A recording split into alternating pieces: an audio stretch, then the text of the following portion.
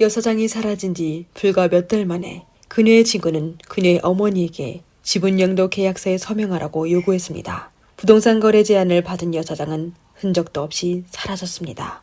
범인은 어떻게 피해자의 시신을 완전히 없앴을까요? 그리고 범인은 왜 갑자기 경찰에게 모든 것을 자백했을까요? 진실은 무엇일까요? 안녕하세요 여러분, 미스터리 수사국입니다. 오늘은 대만에서 발생한 기묘한 사건을 함께 파헤쳐 보겠습니다.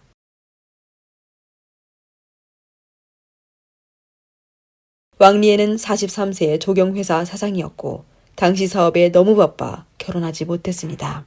사건이 발생하기 얼마 전 리엔의 회사는 고속도로 조경공사 프로젝트를 수주했는데 프로젝트 총액은 1억 대만 달러, 우리 돈으로 약 42억 원에 달했습니다. 나이가 든 리엔은 결혼은 하지 않았지만 남자친구가 있었습니다. 수십억 원의 자산을 가진 사업가였던 그녀는 페인트 가게에 간 후로는 다시 돌아오지 못했습니다.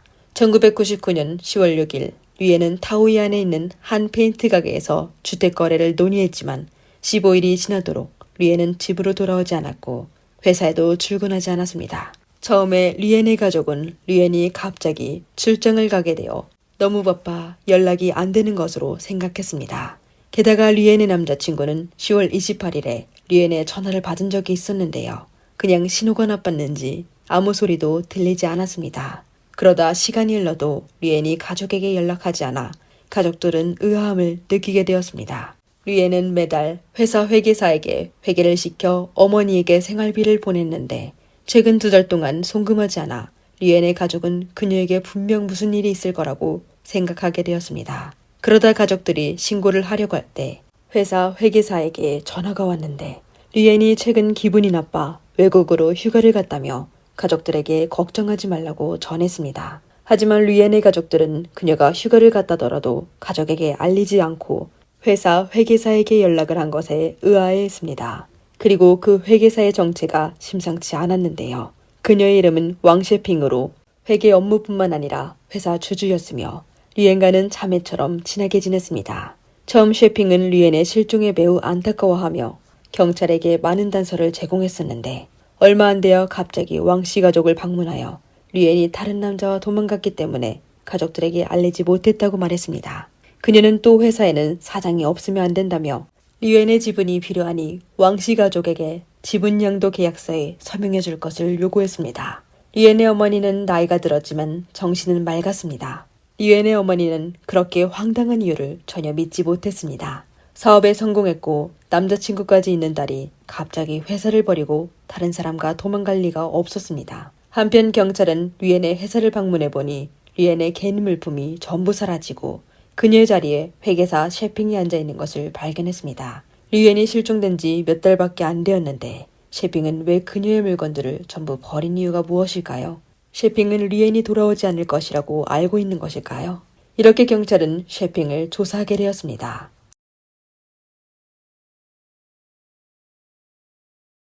셰핑은 리엔보다 3살 어렸고 회사에서 회계 업무를 담당했습니다. 셰핑은 50만 대만 달러, 우리 돈으로 약 2,110만 원을 투자해서 회사 지분 5%를 취득했죠. 경찰은 사건을 조사하던 중 이상한 점을 발견했습니다.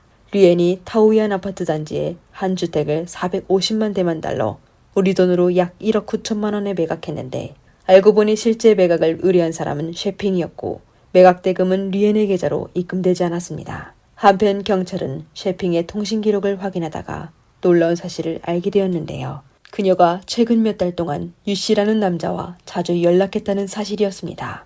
셰핑과 유씨는 9월 초부터 10월 6일까지, 즉 리엔이 실종된 날까지 무려 45번이나 통화를 했었습니다. 대체 두 사람 사이에 어떤 비밀이 있는 걸까요? 더욱 놀라운 사실은 사라진 리엔의 은행카드에서 50만 위안이 인출된 것입니다. 은행 CCTV 영상을 확인해보니 돈을 인출한 사람은 아들이 16살밖에 안 된 부자였습니다. 대체 이 부자는 누구일까요? 어떻게 리엔의 은행카드와 비밀번호를 가지고 있었을까요? 설마 이들이 범인일까요? 경찰은 바로 그 부자를 경찰서로 소환해 신문했습니다.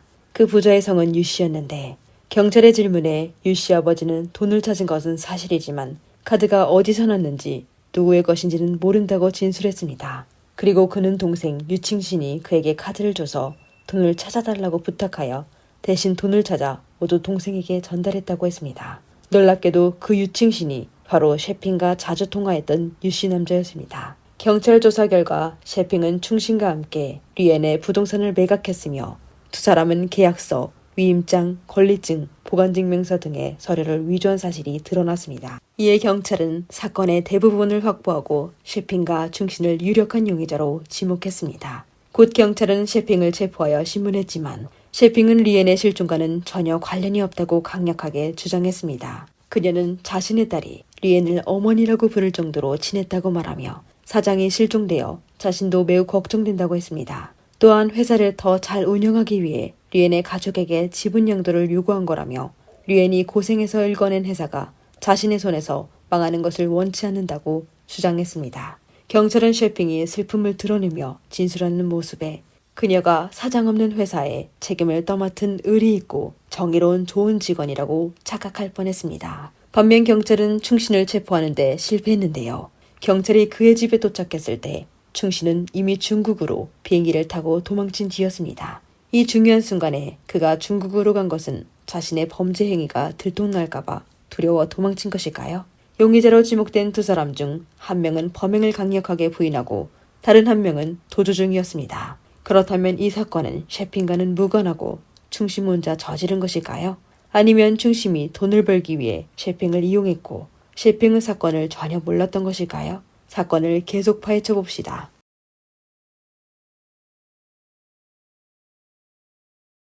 충심이 사건 발생 후 중국으로 도망쳐 전단팀은 그저 기다릴 수밖에 없었습니다. 그러다 12월 9일 두 달 후 충심이 대만으로 돌아오자 이 소식을 접한 경찰은 곧바로 그를 체포하여 계획을 세웠습니다. 이상하게도 그들이 충심의 집에 도착했을 때 문이 열려 있었고 그는 마치 경찰이 오기를 기다리고 있는 것처럼 보였습니다. 알고 보니 충심은 두 달 동안 도망치며 제대로 밥도 못 먹고 잠도 제대로 못 자 심사숙고 끝에 대만으로 돌아와 경찰에게 모든 사실을 털어놓기로 결심했습니다. 전담팀의 질문에 충심은 셰핑이 리엔의 은행카드와 비밀번호를 주면서 돈을 찾아오라고 시켰다고 말했습니다. 하지만 충심은 직접 은행에 가지 않고 아무것도 모르는 형과 조카를 시켜 돈을 인출하게 했는데 조카의 얼굴이 은행 CCTV에 찍혀 들키게 될 줄은 몰랐다고 했습니다. 이 소식을 접한 셰핑은 충심에게 조카를 없애라고 지시했고 그는 이에 완전히 실망했습니다. 충심은 자신이 대만으로 돌아오지 않으면 범행 주모자로 몰릴 것으로 알고 있어 돌아와 모든 사실을 자백하고 형량을 줄이려고 했다고 했습니다. 충심의 진술에 따르면 그와 셰핑은 동창 사이로 아주 친했는데요. 셰핑은 충심에게 종종 회사에서 리엔에게 꾸중을 듣고 불공평한 대우를 받는다고 토로했습니다. 셰핑은 리엔을 매우 원망했고 심지어 저주까지 퍼부었는데요. 사건의 시작은 리엔의 친구의 건강보험을 회사에 등록한 것에서 비롯되었습니다. 한 번은 그 친구가 수술을 받고 입원했고 건강보험공단에서 보험금이 회사로 지급되었는데 셰핑이 그 돈을 횡령하면서 시작되었습니다. 얼마 지나지 않아 그 친구가 리엔에게 돈에 대해 물었고 리엔은 그제야 사실을 알게 되었습니다. 그녀는 셰핑을 크게 꾸짖으며 셰핑이 눈앞의 이익에 눈이 멀었다고 비난했습니다. 이에 셰핑은 그 돈이 회사 일에 사용된 것이라고 주장하며 리엔이 공적인 일과 사적인 일을 구분하지 못한다고 생각했습니다.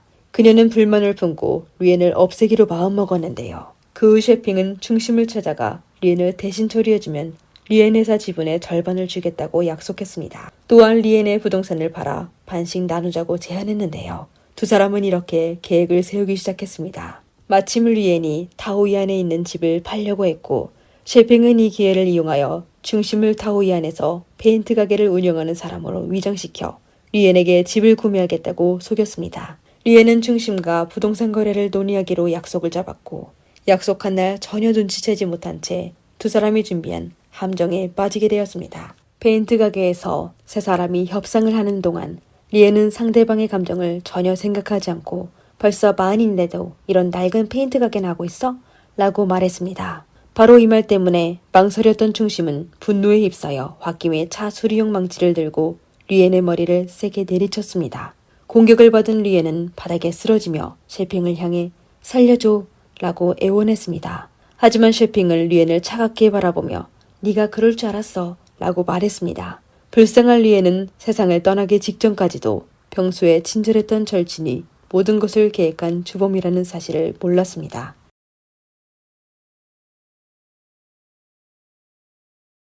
셰핑은 중상을 입은 리엔을 차갑게 바라보며 아무런 후회도 없이 냉정한 말투로 중심에게 리엔을 해치우라고 지시했습니다. 리엔을 해치운 후 그녀를 처리하는 것이 문제였는데요. 처음 셰핑과 중심은 그녀를 페인트 가게 지하에 묻으려고 했지만 바닥에 타일이 깔려있고 구덩이를 파는 도구도 없어서 포기할 수밖에 없었습니다. 그러다 셰핑은 좋은 생각이 떠올랐는데요. 중심은 전에 화학 공정을 운영한 적이 있어 화학 지식이 풍부했습니다.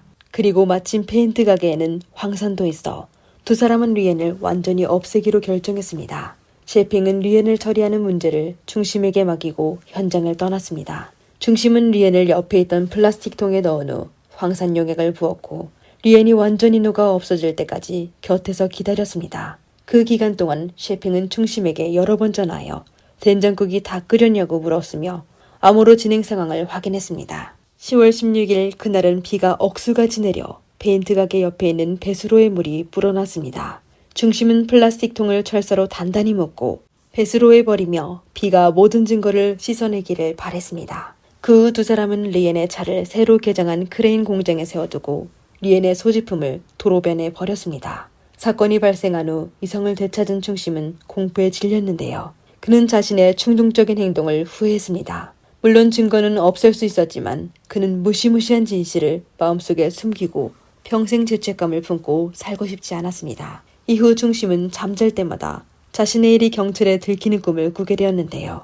게다가 셰핑이 자신에게 친조카를 없애라고 지시하자 중심은 더욱 절망에 빠졌습니다. 그는 만약 범행이 밝혀지면 악독한 셰핑이 무조건 모든 죄를 자신에게 뒤집어 씌울 것이라는 것을 잘 알고 있었습니다. 할 수 없이 중심은 몰래 중국으로 도망쳐 숨어다니며 모든 것을 잊고 새로운 삶을 살고 싶어 했습니다. 하지만 시간이 지나면서 수입 없는 중심은 곧 돈을 다 써버렸는데요. 그러다 셰핑이 경찰에 연행되어 조사를 받고 있다는 소식을 듣고 더욱 공포에 질렸습니다.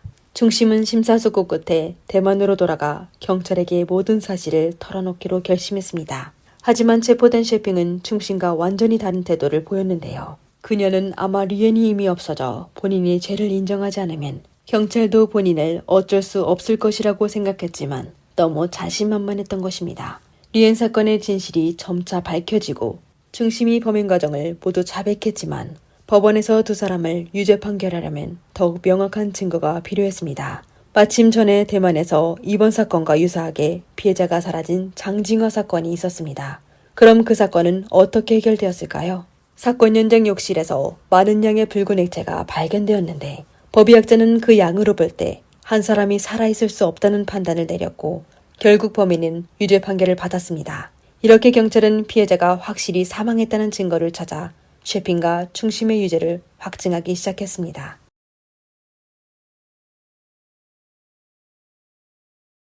경찰은 중심의 진술에 따라 첫 번째 사건 현장을 수색했는데요.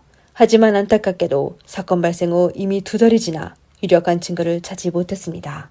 이어 전단팀은 리엔이 버려진 장소에 희망을 걸고 그곳에서 단서를 찾기로 했습니다. 여러 명의 수중 탐색대원들의 탐색 끝에 중심이 피해자를 버린 장소에서 2km 떨어진 배수로에서 파란색 플라스틱 통을 찾아냈습니다. 하지만 통 안에는 아무것도 없었는데요. 시간이 오래 지나 리엔이 완전히 사라진 것 같았습니다. 경찰이 수사를 포기하려고 할 때 플라스틱 통 근처에서 스웨터와 청바지를 발견했습니다. 법의학 감정 결과 그것이 바로 리엔 것이었는데요. 경찰은 통신 기록, CCTV 영상, 중심의 자백, 그리고 현장에 남겨진 여러 증거들을 확보했습니다. 비록 피해자는 찾지 못했지만 확보한 증거들로 사건 전체를 증명할 수 있었습니다. 하지만 유력한 증거가 확보되었음에도 불구하고 셰핑은 여전히 억울하다며 모든 일은 중심 혼자 저지른 것이고 자신은 중심의 위협으로 어쩔 수 없이 그를 도운 것이라고 주장했습니다. 중심이 제때 정신을 차린 것이 정말 다행이었는데요. 만약 그렇지 않았다면 그는 모든 죄를 혼자 뒤집어쓰고 평생 후회하며 살았을 것입니다. 결국 법원은 셰핑과 중심이 리엔을 살해한 혐의로 유죄 판결을 내렸습니다. 중심은 사건 과정을 솔직하게 자백하고 죄를 인정하는 태도를 보였으며 경찰이 중요한 증거를 찾는 데 도움을 주었기에 법원은 중심에게 무기징역을 선고했습니다. 반면 셰핑은 충분한 증거에도 불구하고 죄를 인정하지 않았고 심지어 다른 사람에게 누명을 씌우려고 했습니다. 게다가 이 사건의 주모자로서 중심에게 범죄를 저지르도록 부추겼기 때문에 법원은 그녀가 사회에 미치는 악영향이 매우 크다고 판단하여 극형을 선고했습니다. 셰핑은 판단 결과에 계속 항소하여 1심부터 8심까지 이어졌고 4번의 판결에서 극형을 선고받았습니다. 하지만 최종 판결에서 대법원은 이 사건에서 피해자를 찾지 못했다는 이유로 두 사람 모두에게 무기징역을 선고했습니다. 이렇게 셰핑은 결국 목숨을 건지게 되었는데요. 대만의 법률에 따르면 15년 이상 형기를 복역하면 가석방을 신청할 수 있습니다. 2017년 대만 교정당국은 셰핑의 가석방 신청을 승인하여 셰핑은 사회로 복귀하게 되었습니다. 이번 사건을 돌이켜보면 중심이 자백하지 않았다면 사건은 결국 미궁에 빠졌을 것입니다. 악독한 회계사 셰핑은 사장이자 친구인 리엔을 잔혹하게 살해하고 죄를 인정하지 않고 전혀 후회하지 않았습니다. 그녀는 심지어 회사 자금을 가로채 수십억 원에 달하는 공사 대금을 횡령하려고 계획했습니다. 셰핑의 계획대로라면 돈을 챙긴 후 남아프리카 공화국으로 이민가 평생 아무 걱정 없이 살고 싶었지만 악독한 범인은 결국 응당한 처벌을 받게 되었습니다. 셰핑은 현재 출소하여 사회로 복귀했지만 정말 과거에 저지른 악독한 죄를 전부 씻을 수 있을까요? 잠자리에 들면 셰핑은 죄책감 없이 편안하게 잠들 수 있을까요? 만약 셰핑이 앞으로 자신의 이름으로 사회생활을 한다면 주변 사람들이 그녀를 진심으로 받아들일 수 있을까요? 오늘 영상은 여기까지입니다. 시청자 여러분은 이 사건에 대해 어떻게 생각하시나요? 댓글로 의견을 남겨주세요. 방송이 마음에 드셨다면 좋아요와 구독 부탁드립니다. 항상 응원해주셔서 감사합니다. 미스터리 수사국이었습니다. 다음 영상에서 다시 뵙겠습니다.